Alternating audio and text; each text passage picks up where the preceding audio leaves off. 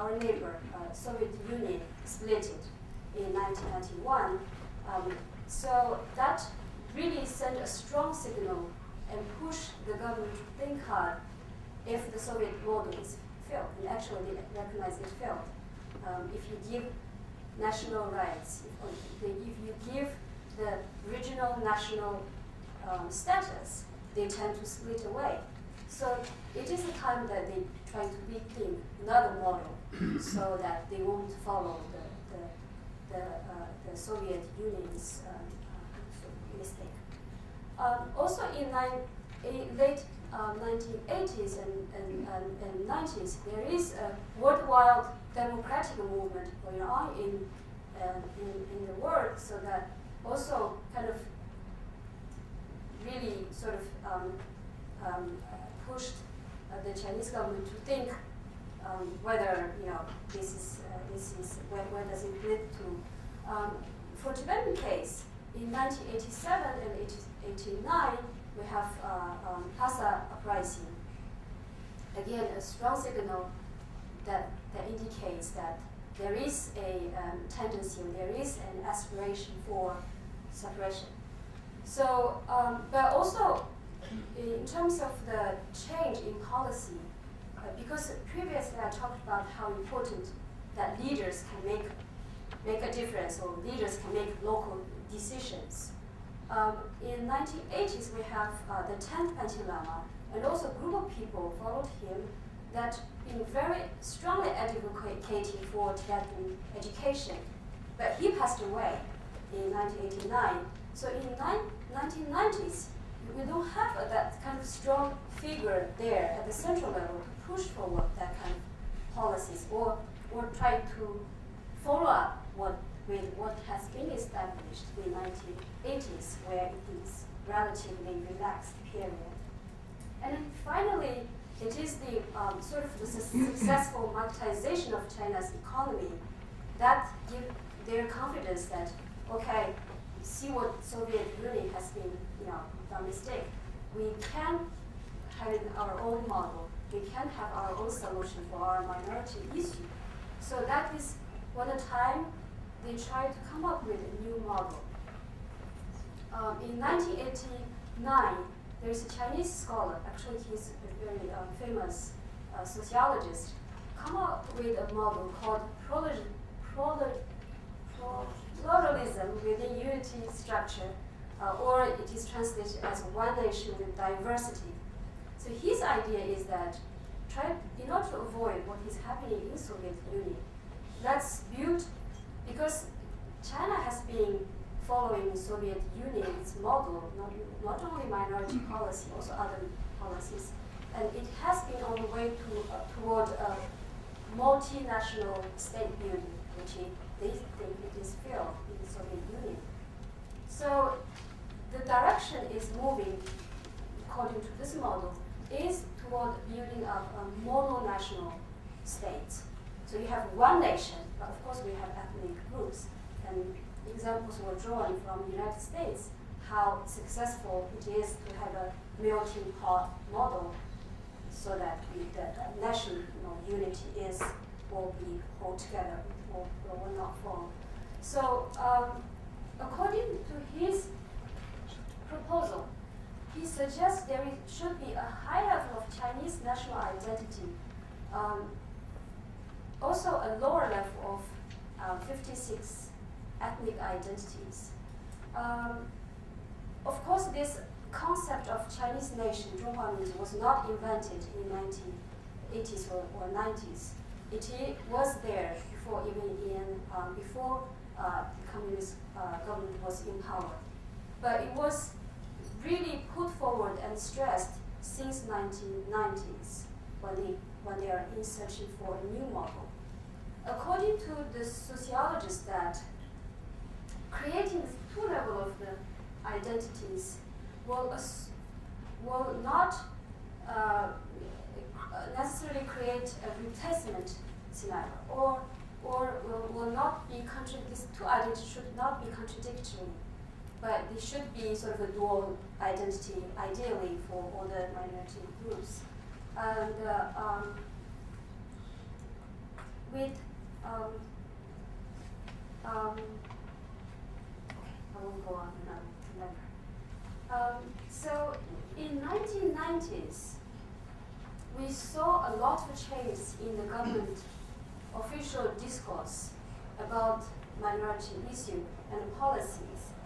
And even till today, that sort of national group in Chinese is called Minzu. And in the past, it is quite clear, even for my generation, when we fill out school forms, there is always a column for your, so for what group are you belong to, you have nationality. But I put Tibetan there. But we don't, that was sort of the thing that is from the past, because nationality, now you can't have 56 nationalities, you only have one nationality.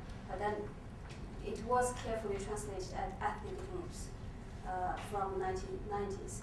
An example was some of the offices at national level that take care of minority issues were in the past translated as the Committee for Nationalities Affairs, now translated as the Committee for Ethnic Affairs. So there is a change in that terms.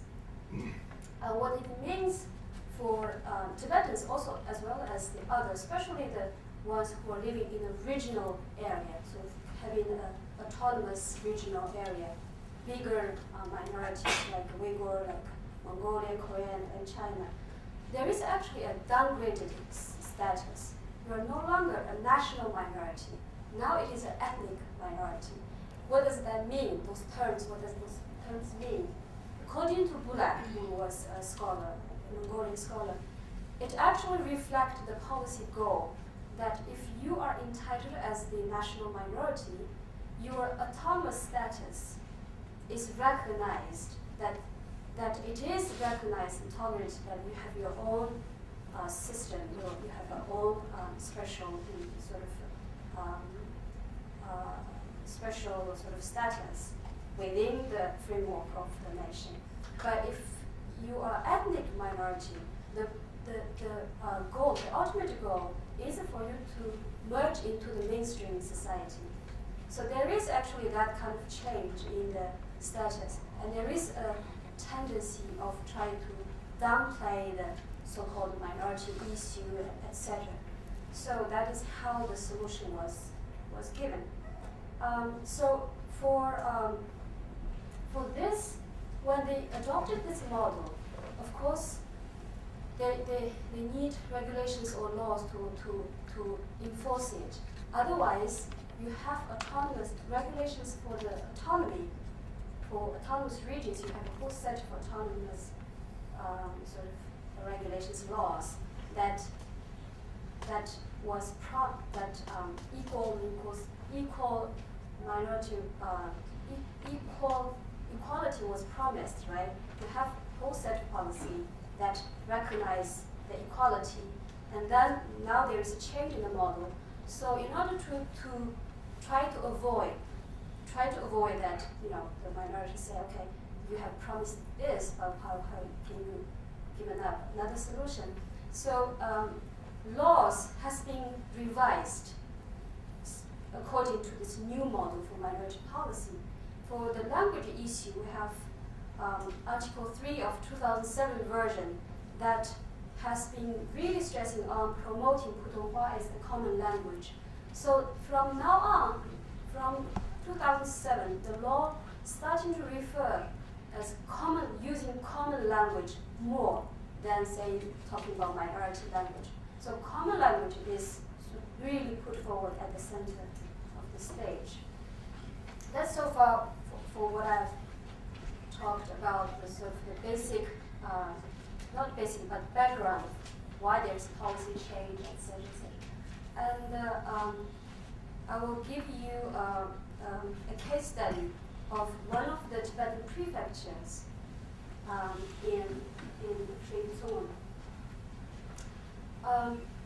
The yellow part is where the autonomous region and also 10 autonomous prefecture and 3 autonomous county are there.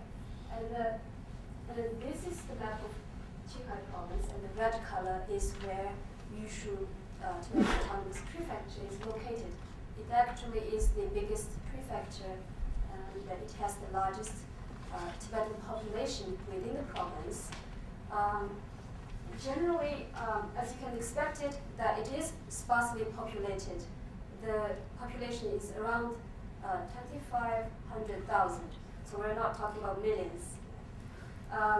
But it is, but if 90%, 97% of Tibetan population, if you go into the rural area, it is 100% that those are Tibetans and speak a language of one of the Tibetan dialect. But in terms of written, it is standard. So for the education, there is around 203 schools, 14 secondary schools for the prefecture, in both the lower secondary, also the upper secondary sections, and also some of the teacher training schools are now emerged as the secondary schools. The prefecture has the lowest, in terms of the education, they're not doing well. It has the lowest school enrollment, lowest college attendance, highest illiterate rate of the province. But what sort of not important, but what's special about this prefecture is you have the highest concentration of Tibetan, the biggest population of Tibetan within the province. It is the farthest sort of from the capital city. It has the poorest sort of transportation system, etc., etc. And you would generally imagine that they are using Tibetan to teach, because that is, bilingualism happens when you have more contact with outsiders. But for this prefecture, they have been using Chinese to teach in their schools. For the language environment of the prefecture, I have just put these two signs as an example. First is a road sign that you travel around the prefecture, it is always put in Chinese. So whether you are an outsider traveler or you're government officials, bilingual, or you are a nomad who just had a motto to travel, the road signs are always in Chinese. And actually, this is only part of what we have used as the example for the domains. If you go into the government, the service, of course, is in Chinese. Tibetan is, of course, used. If you look at the policy document, that it is always give a position there in the policy document that both languages should be used at the official domains. Also, the services, postal service, health. Also, if you go to a court, if you are not speaking Chinese, you are entitled to have integration, etc., etc. It is on the policy document. In reality, if you go into the government, and I actually talked to the government officials there, so the only occasion when Tibetan is used for the policy document is during the big conference of People's Congress meeting, of political consultation meeting. Those are big, symbolic, where people can make suggestions but don't have the real power. I remember somebody said about that. During those meetings, the document is made available in Tibetan, but intercommunication between the officers, inside documents are always only available in Chinese. Of course, as a prefecture, autonomous prefecture status, you might find the document that has the title, the sort of the letterhead in Tibetan, more or less like a symbolic gesture. So about that symbolic sort of use of Tibetan, I will show another example of this picture, right? This picture is a hotel owned by the prefecture government. It's called Yushu Hotel. And so in big Chinese letter, you can tell in this visual hotel. But the Tibetan is very up there, almost that you can't really see clearly. And then down there are two signs of the stores that comes up with both language. But those are a sort of a policy action put forward last year, specifically after the political consultation meeting was over, because a lot of representatives asked for this, And also in 2007, in August, they are going to have a big sort of summer event. You always have this kind of cultural festival and also attract foreign investors or investors from China, inland cities. So there is summer. We always have this big event put together.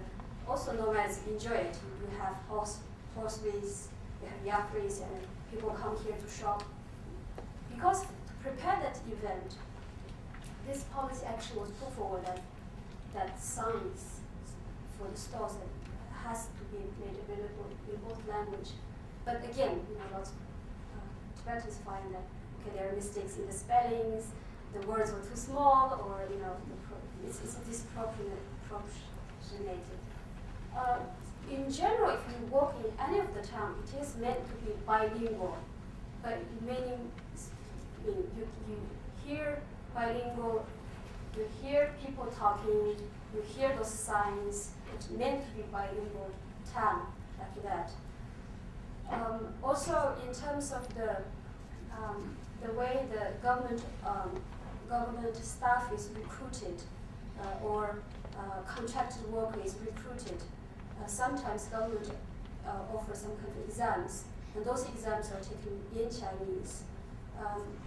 The only possible is that if you are applying for a job, if you are taking an exam for a Tibetan language class teacher, then your exam was given in Tibetan. Otherwise, if you are looking for any kind of jobs, it is only available in Tibetan. That issue, actually, we talked about that issue with the government officials, and they agree, especially the Education Bureau and also the office that works specifically on the language issue. They were very strong opponents toward this kind of policy, but they don't have the real power to shift it. In 1995, I will speak quickly about the regulations on Tibetan language and the scripts of the prefecture level. In 1995, it is still said, if you read the blue ones, I'm sorry that it's not very easy to read many words on the PowerPoint, that it is still regulates that secondary schools and primary schools shall teach mainly in Tibetan. So this is the policy, the regulations for Tibetan language in 1995. It is still available. And also Article 19 is for the provision of teacher training. So teachers should be trained in both languages. But the regulations for autonomy was revised in 2005. Article 51 it says that secondary schools and primary schools which recruit mainly the Tibetan students shall teach mainly in Tibetan, offer Tibetan and Chinese language classes, teach in both languages, offer English classes when conditions allow, to promote and spread Putonghua and standard Chinese scripts. So there is actually a contradictory clause within one article. And this clearly shows how competing forces work. On one way, you have the spread of Putonghua from the government side, and then also trying to see that the instructional language should be generally transfer into Chinese language. But you also have the autonomous regional laws practiced in the past, also with the reality that lots of the students are not really good at learning in Chinese. All those works play together, and then you come with an article that, within one article that says, if a school that recruit mainly Tibetan students, that it should teach in Tibetan, and in the second clause say it should teach in both languages. So it is kind of confusing situation there.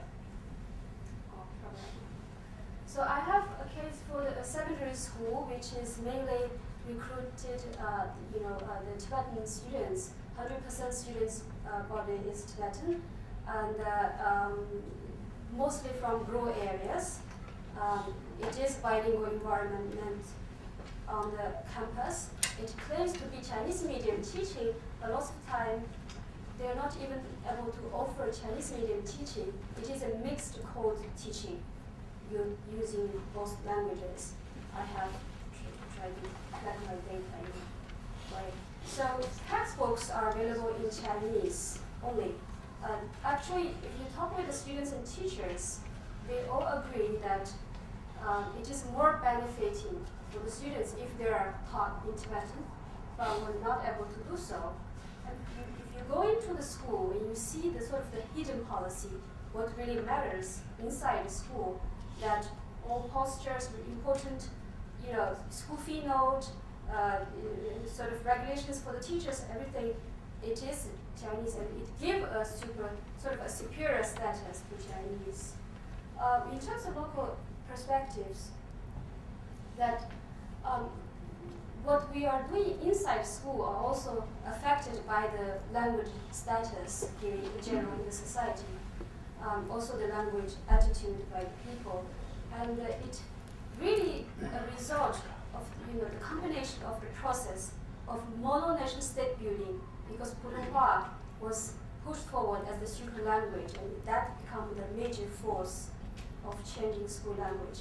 And also you have the other counterforce of existing autonomous regional rights, that you have a right to use your language, etc.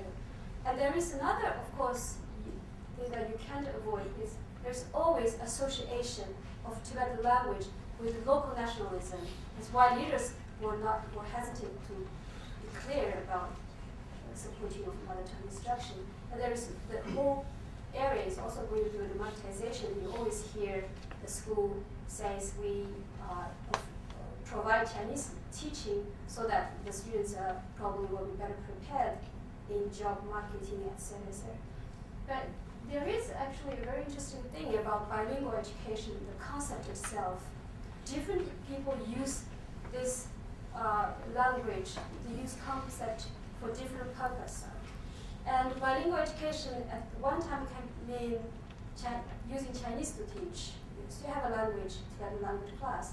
Or it can mean Tibetan medium teaching or the mixed code teaching. But different groups, even different leaders, when I want to promote Tibetan medium teaching, because it is so easily to be accused if I say I promote Tibetan medium teaching, I use the safe word of bilingual education. If one wants to promote Chinese medium teaching, again, it's a safe box if you just use bilingual teaching. So bilingual education is kind of a sort of political correct word in all these autonomous regions, but probably not so in elsewhere. Also, there's a top-down process so that teachers, students were not involved in the decision making. So the pedagogical concern is always not included, and there is historic reason for that. And for my conclusion, that I think that there are, of course, many forces at play, but major forces still remain as the political force, the political consideration of trying to have a national unity or building up a national identity, a homogeneous national identity, that overshadow the educational concerns, and that create the identity issue that if you want to replace, or you can have an additional one. And then my suggestion is that there is a need to review the framework for minority language policy and definition of the national identity.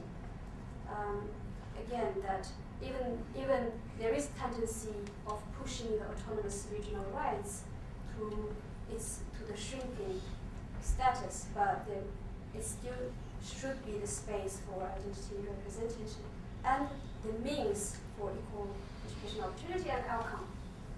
Finally, this is a photo that I took when I was one of the school, and you always see this if you travel there. You have Chinese on one side and Tibetan on another side, and those are the slogans like "Study for Future," etc. But in whose language? This is my point. Thank you.